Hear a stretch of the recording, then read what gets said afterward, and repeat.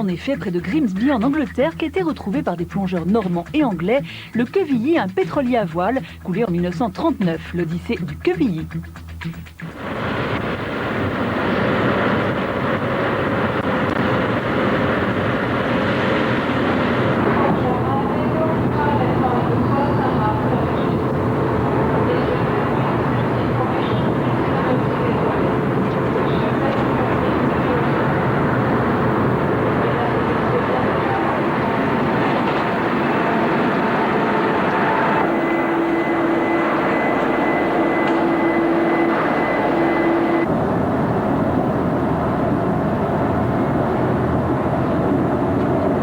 Tout n'est pas intéressant. Je dirais que la partie supérieure, on est à peu près sûr qu'elle n'existe plus. Hein. De toutes les épaves que l'on fouille, je dirais que c'est toujours la partie qui disparaît. Ce qui reste, c'est la structure. Là, ce qui va rester, c'est les citernes. Avec un peu de chance, si l'on pas rasé, on a comment dire, tout le pont aménagement. L'intérêt pour nous, il est là. Il est sur cette partie-là. En plus, il a été modifié sur le 3/4 arrière. Il a été comment dire, couvert entièrement ici quand il a été transformé au moment où la machinerie a été changée. Donc il y a un intérêt ici, et après il y a un intérêt sur toute la longueur, tout le pont aménagement. Il a vraiment une triste allure, je trouve. 61 ans que le Quevilly repose au large des côtes de l'Angleterre. Le 21 octobre 1939, ce navire sombra, torpillé ou coulé par une mine, la fin d'une formidable carrière. Ce bateau, 205 mètres de long, sorti des chantiers de Grand Quevilly en 1897, fut l'un des rares pétroliers à voile français. Il effectua la traversée Rouen-Philadelphie jusqu'au début des années 20. Fierté de plusieurs générations de marins et de toute la région, le Quevilly est à la croisée de la marine à voile et à moteur. Vendu à un armateur norvégien en 1923, il devint le Deodata, don de Dieu. Tu te rappelles la carte au trésor? Ça doit te dire quelque chose, ça. La carte au trésor. Comment on avait positionné les épaves un soir au restaurant avec nos amis anglais?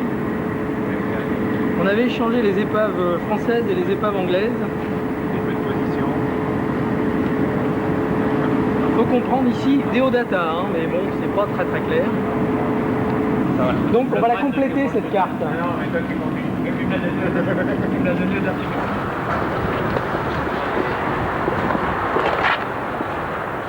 Cette fois, le rêve devient réalité. Depuis des mois, cette équipe de plongeurs normands prépare cette expédition.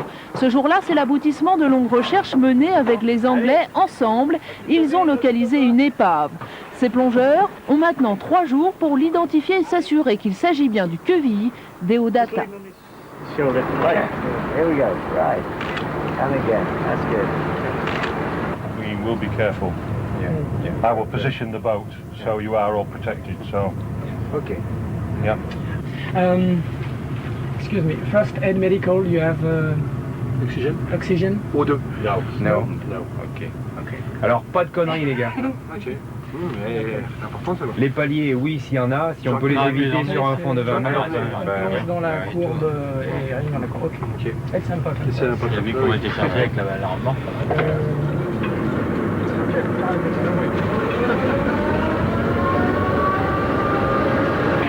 Allez, c'est parti.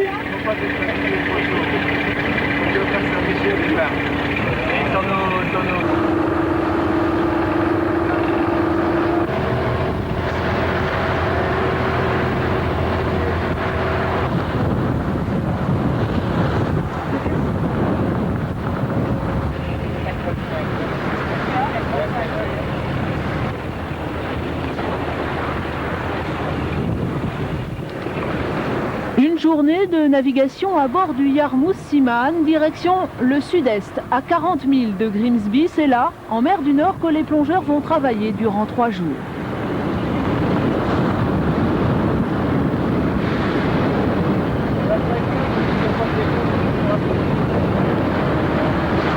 François, il est dessus.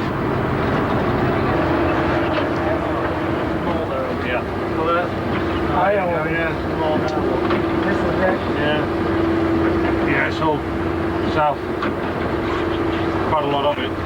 Yeah, 20. That was what we were picking up on the way in, you know. Waouh, le pétard.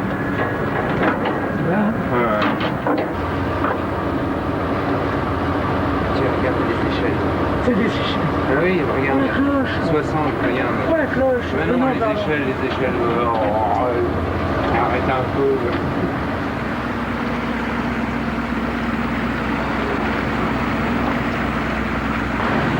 À oui dire, donc il y aurait bien 2 morceaux, quoi, hein, d'après le sondeur. Reste à vérifier, quoi. Donc on prend notre petite carte routière et puis rendez-vous au fond, quoi. On verra bien. Hein. Elle est dans la tête, sur le papier, on l'a révisée, on en a parlé, on en a rêvé. Aujourd'hui, on va voir ce que ça va donner, si c'est bien elle et puis si c'est vraiment comme on l'a imaginé. On ne sait pas trop sur quel morceau on va plonger, ça sera l'avant ou l'arrière. Moi c'est l'arrière qui m'intéresse.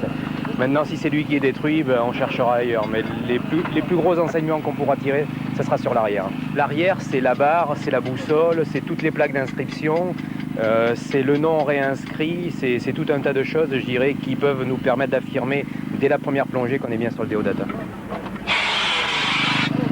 On va aller vers l'arrière du bateau. On se met tous à l'eau, on nage un peu quelques dizaines de mètres vers les zodiacs, vers les 2 bouées. Et puis après, c'est la découverte.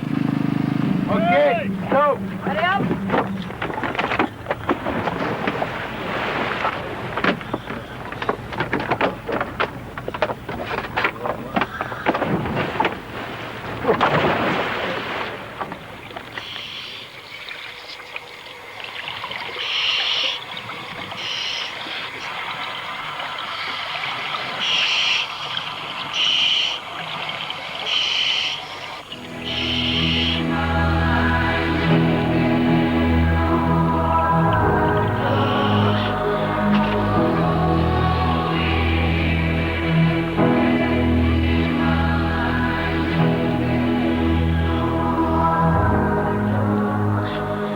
Une première plongée très difficile, le manque de visibilité, la structure très abîmée de l'épave complique le travail des plongeurs. Une première descente où chacun cherche à prendre ses repères.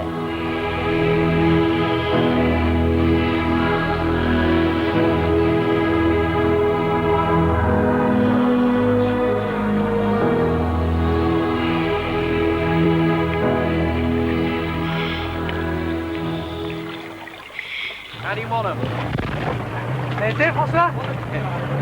Voilà, ça, sacré tas de ferraille, hein. Apparemment, on était sur la partie avant. Mais elle doit être explosée par rapport au reste. Hein. Parce que quand on se détache de cette partie-là, on ne peut plus rien, le sable. Donc à mon avis, l'autre partie doit être détachée. On retrouve les puits de chêne. Il y avait pas mal de chêne, effectivement. Mais il va falloir revoir par rapport au plan. Parce que le hublot, il était sur un roof. Il reste à savoir si sur l'avant, il y avait bien un roof comportant du hublot à ce niveau-là. Difficile quand même de se repérer. Hein.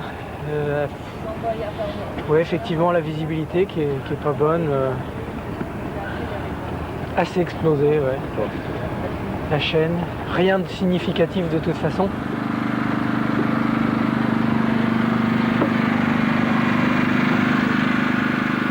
On était mouillés comme ça. Nous au départ, le gros paquet de merde, c'était dans le coin. René, toi t'as tiré par là, par là. À droite, toi.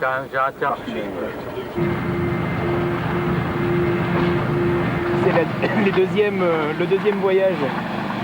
Normalement, il y a Frédéric, il y a Jean-Claude, donc Hélène est là aussi. Ouais. On va essayer avec des repères sur un bout, de pouvoir mesurer certaines pièces par rapport à la documentation que l'on a sur les archives et par rapport à, je dirais, à nos historiens qui sont à bord du bateau et qui, eux, connaissent parfaitement l'épave de A à Z. De toute façon, peu importe, vous prenez toujours la mesure, on comparera dans le dossier de spécification, quoi. C'est ça. Parce que là, ça c'est à peu près sûr que ça va pas, ils l'ont pas changé quand ils ont vendu. Non, ça c'est des pièces qui n'ont pas été changées. Ouais.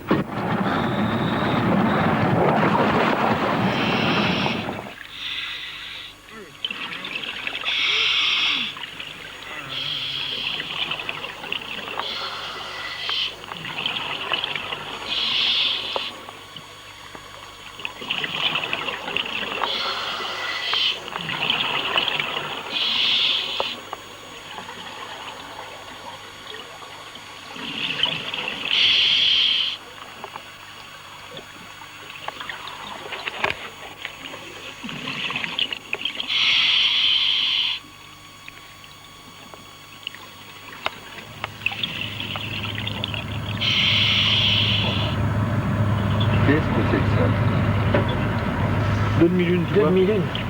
2 demi-lunes. Ouais. C'est peut-être un endroit où il y avait la mer, peut-être.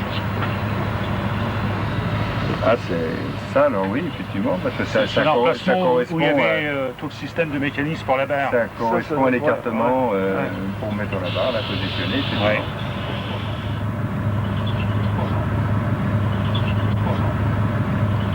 Ça peut être le bas mât. Ça, je dirais que- Il fait 50 cm grosso modo. 1, 2, 3, 4, 5, Quelque chose comme ça. Ouais. 50 cm, ça peut vraiment ressembler au bas mât du dos d'Atar. C'était 150. Les mâts de charge, ils sont cette taille-là. Ça, c'est la chaîne. Donc là, on a mesuré les... C'est pas la même que celle qu'on avait vue, quoi.